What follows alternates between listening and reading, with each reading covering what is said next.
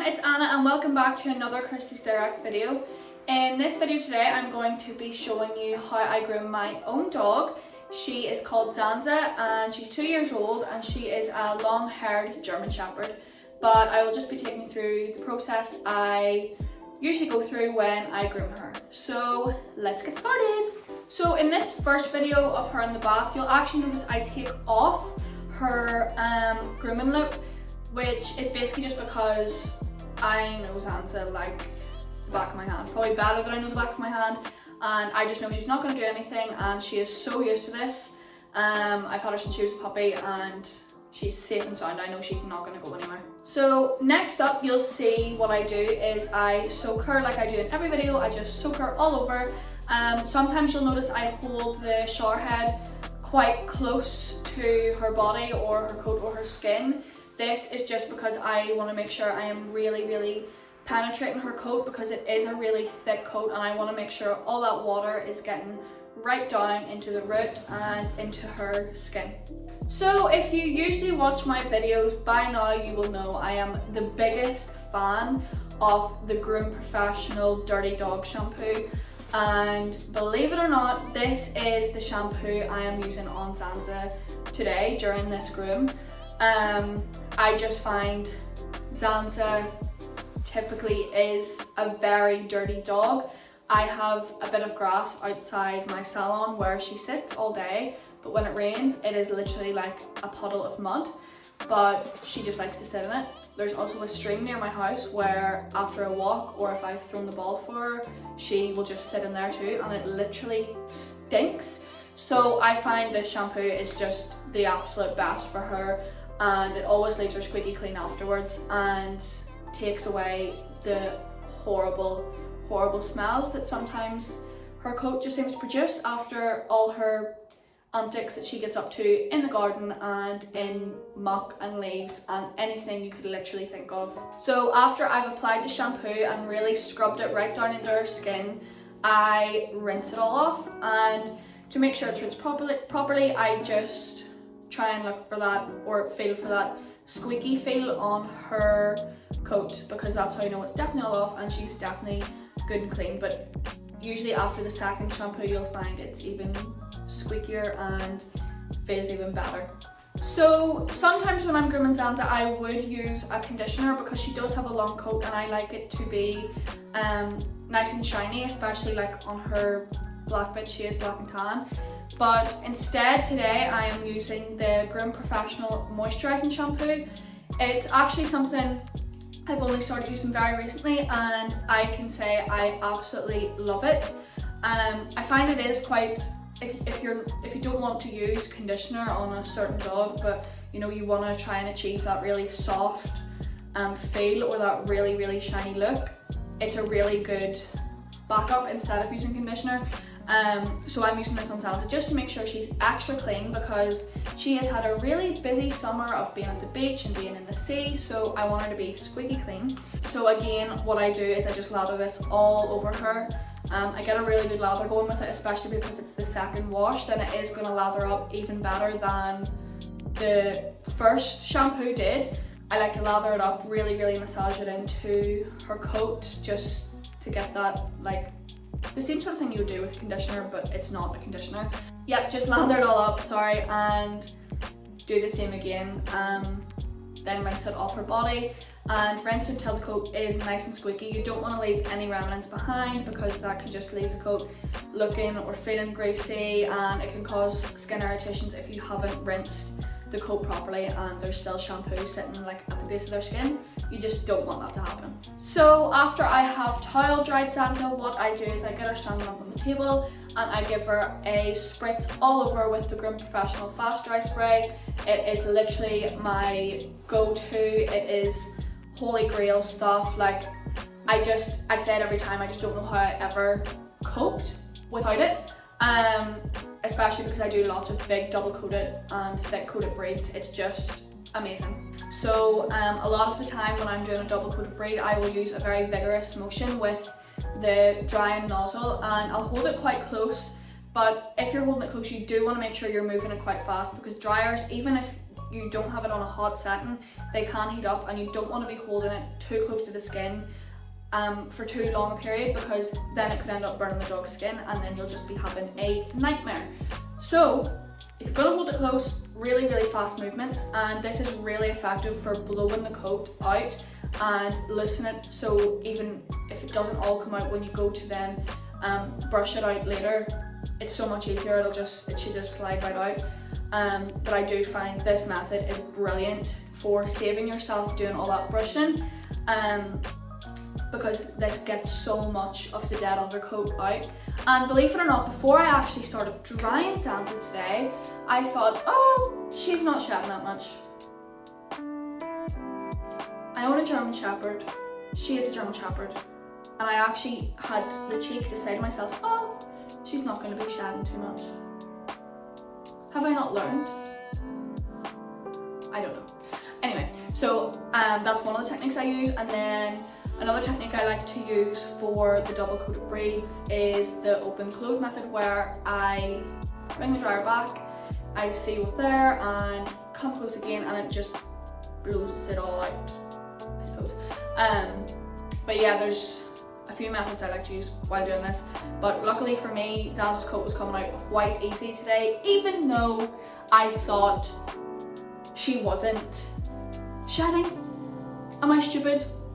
They shed all the time, they shed all year round. And I said that to myself. I was maybe just trying to make myself feel better. It was maybe a wee bit of motivation to get my dog in the bath. You know, groomers, everyone else's dog is looking perfect, your own dog looks like a stray. But anyway, those are the methods I use.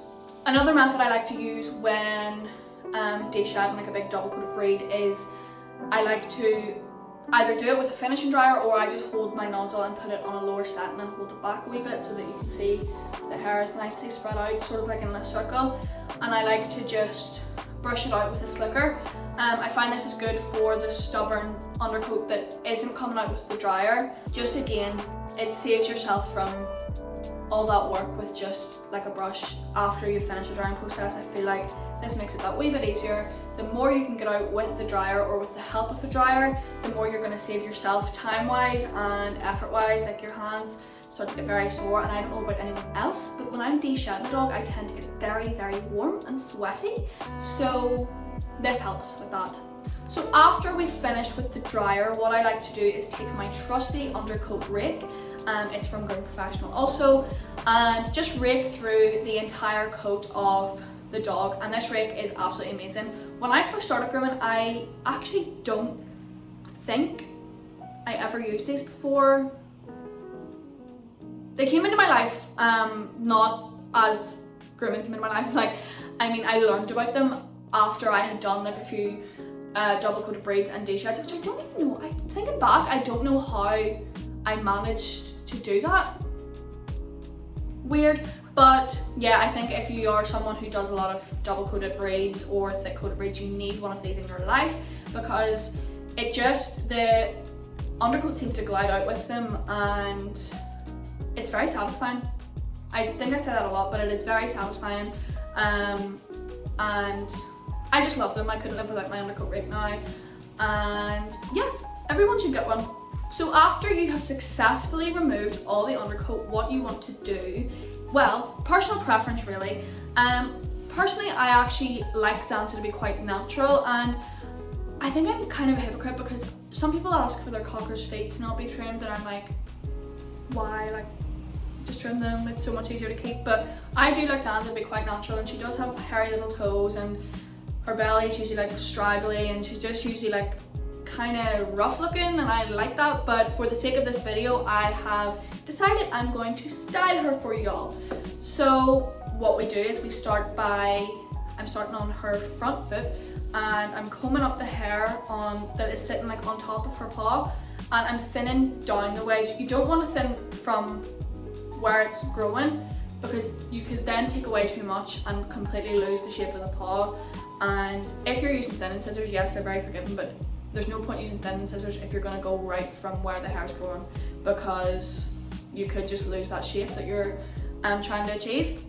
So I comb up, thin, and I just repeat this process until I basically have very little straggly hairs left on her toes.